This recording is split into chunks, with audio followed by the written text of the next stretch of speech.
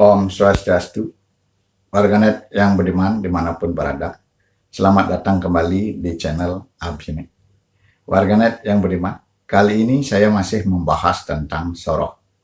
Warganet yang beriman, seperti video saya yang telah lalu, saya sudah membahas tentang soroh kesatria yang kedua, yaitu soroh kesatria para Arya.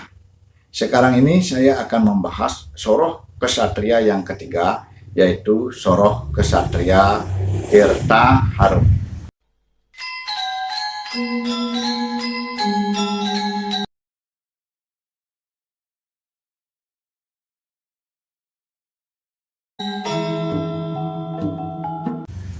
Warganet yang beriman, seperti diketahui bahwa soroh kesatria Tirta Harum ini mempunyai satu garis keturunan leluhur yang sama dengan soroh para Brahmana, soroh kesatria dalam, dan soroh kesatria beberapa Arya.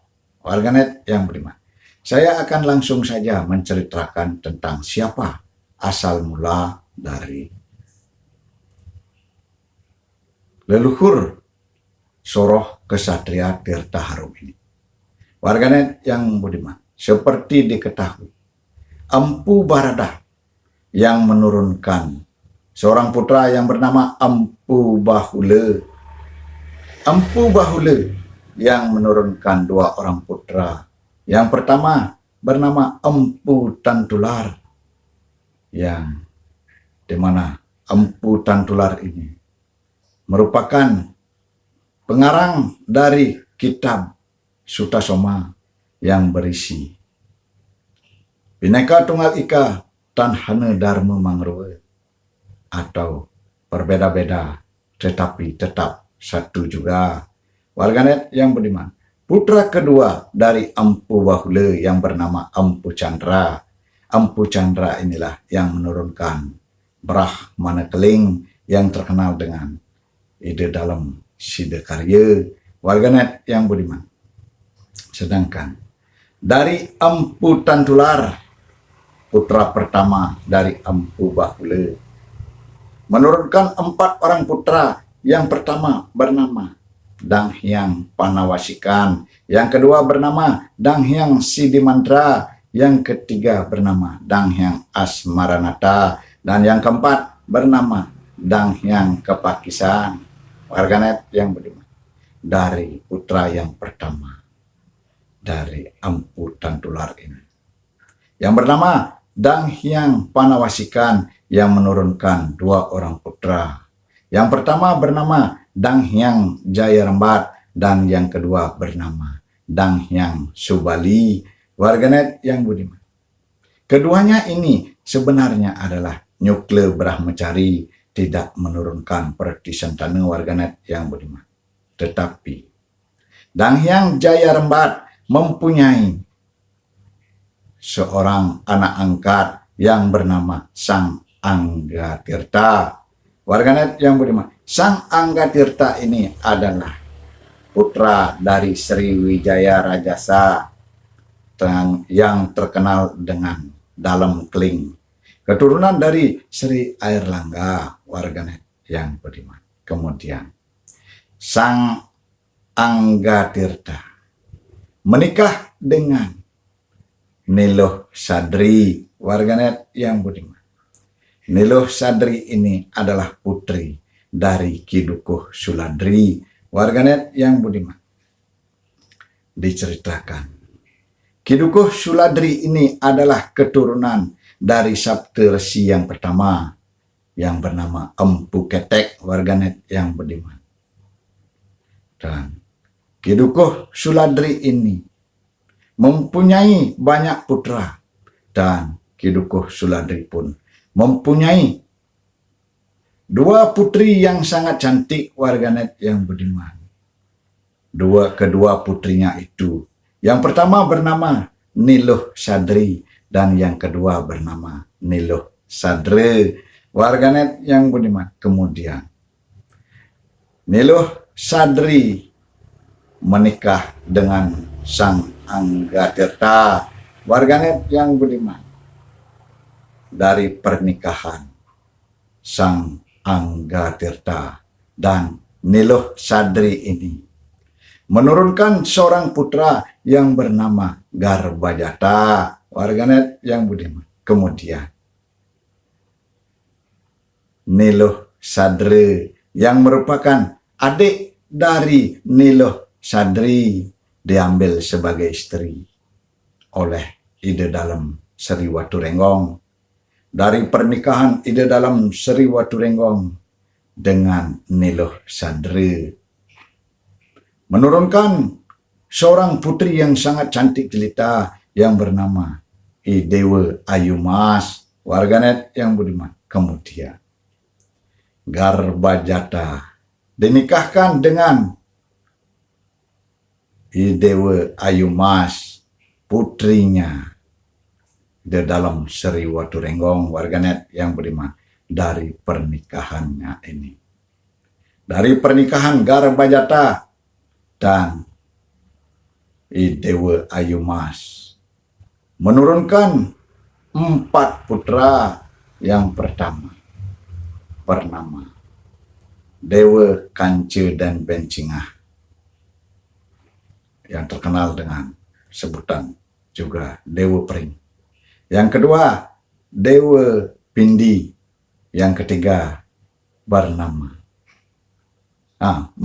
yang kedua bernama Dewa Prasi. Yang ketiga bernama Dewa Pindi. Dan yang keempat bernama Dewa Ketut. Kaler, warganet yang budiman. Dan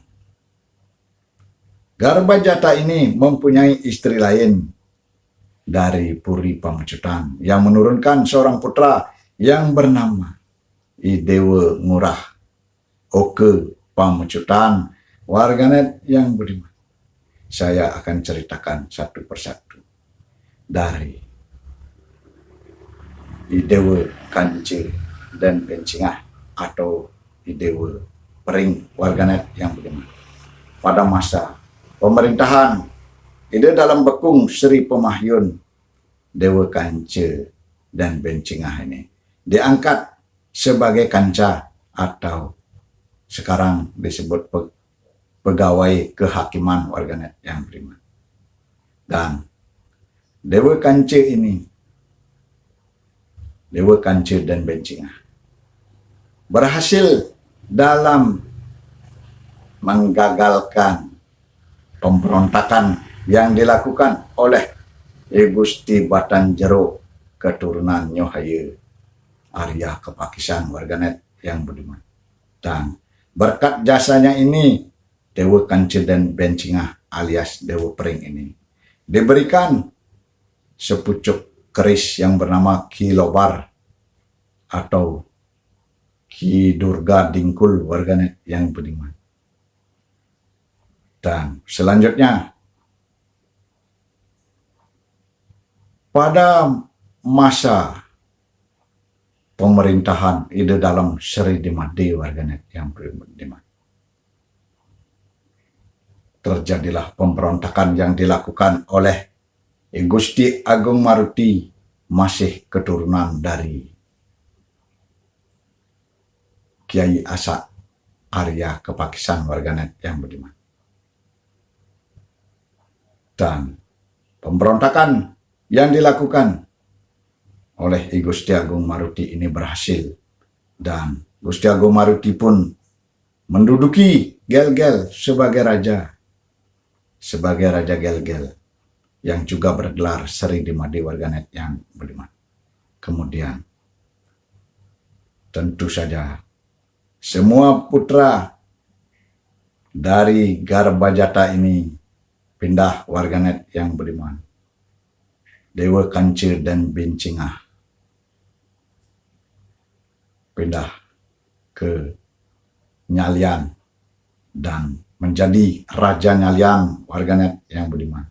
Kemudian Dewa Prasi menjadi Raja Bangli dan istri dari Pamecutan dari Garbajata yang menurunkan seorang putra yang bernama Dewa Ngurah Oke Pamecutan menjadi Raja Taman Bali. Warganet yang budiman. Dan itu terjadi kira-kira sekitar abad ke-18. Warganet yang budiman. Dan keturunan dari Soroh Kesatria Tirta Harum ini berhasil Praktisentaninya menjadi raja-raja, Raja Nyalian, Raja Taman Bali, Raja Bangli, warganet yang budiman. Tetapi ada suatu peristiwa menarik, warganet yang budiman. Ketika terjadi keruntuhan kerajaan Nyalian, warganet yang budiman, yang diperintah oleh Dewa Kanci dan Bencinga atau Dewa Pering yang bergelar Dewa Gede Tangkeban satu, warganet yang budiman. Dan karena disebabkan oleh masalah kecil, warganet yang budiman, diceritakan Raja Gianyar Dewa Manggis meminta izin kepada Raja Nyalian Dewa dan Bencinga untuk meminjam keris kilobar untuk bisa dibuatkan duplikasi, warganet yang budiman. Tetapi keinginan dari apa yang disampaikan Raja Gianyar Dewa Manggis ini ditolak dan tidak diizinkan oleh Raja Nyalian, dan itu yang membuat Raja Gianyar tersinggung, sehingga Raja Gianyar meminta dukungan Raja Klungkung untuk menggempur Raja Nyalian, warganet yang budiman. Dan Raja Nyalian, kerajaan Nyalian pun digempur habis-habisan sampai luluh lantah, warganet yang budiman, tidak meninggalkan bekas. Dan Dewa dan Bencinga alias Dewa Pering yang bergelar Dewa Gede Tangkeban pertama ini mempunyai putra yang masih baru lahir, kira-kira baru berumur 12 hari, warganet yang budiman.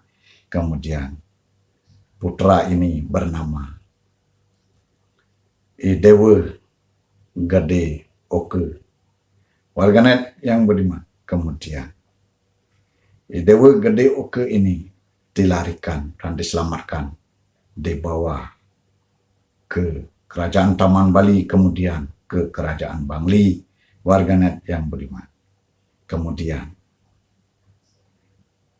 Kerajaan Bangli yang diperintah oleh keturunan Dewa Prasi yang bernama Dewa Ayu dan Bencinga, seorang istri, warganet yang budiman, tidak mempunyai Praktisentana karena Dewa Ayu dan Bencinga pun tidak menikah dan beliau menjadi Raja Bangli, warganet yang budiman, sehingga tidak mempunyai lagi Praktisentana atau pewaris kerajaan, warganet yang budiman, sehingga Dewa Gede Oke ini diangkat menjadi putra angkat dan selanjutnya menjadi Raja Bangli, warganet yang budiman, yang bergelar Dewa Tangkeban, Dewa Gede Tangkeban kedua, warganet yang budiman. Itulah, warganet yang budiman, sayangnya Kerajaan Bangli ini bermusuhan dengan Kerajaan Taman Bali, warganet yang budiman. Kerajaan Taman Bali akhirnya digempur oleh Kerajaan Klungkung dan Kerajaan Bangli, warganet yang budiman. Sebabnya adalah Raja Taman Bali menyerang dari rombongan Dewa Agung Putra pertama yang merupakan Raja Klungkung, warganet yang budiman, yang sebenarnya pergi ke desa Guliang untuk mencari Raja Gianyar Dewa Manggis. Tetapi beliau mengurungkan niatnya untuk mencari Dewa Manggis dan beliau beristirahat di Desa Buliang. Dan tiba-tiba pasukan Taman Bali ini menyerang rombongan Ide Dewa Agung Putra Pertama, sehingga rombongan dari Ide Dewa Agung Putra Pertama ini lari tunggang langgang warganet yang budiman dan melewati sebuah jembatan yang terbuat dari bambu, dan bambu itu pun, jembatan itu pun sudah rapuh, dan ketika dilintasi jembatan itu roboh sehingga Dewa Agung Putra Pertama jatuh ke jurang warganet yang budiman, dan beliau pun sempat dilarikan ke belah Paneng dan akhirnya beliau wafat warganet yang budiman, sehingga beliau terkenal dijuluki dengan Ide Dewate Ring Belah Pane warganet yang budiman. Setelah pertisentan yang besar, mengingat kejadian itu, maka kerajaan Klungkung membalas kerajaan Taman Bali warganet yang budiman. Akhirnya kerajaan Taman Bali diserang habis-habisan oleh kerajaan Klungkung dan kerajaan Bangli, dan kerajaan Taman Bali pun musnah warganet yang budiman. Hanya kerajaan Bangli yang bisa bertahan warganet yang budiman sampai zaman kolonial warganet yang budiman. Itulah sedikit dari kisah Soroh Kesatria Tirta Harum. Lain video atau video selanjutnya saya akan membahas tentang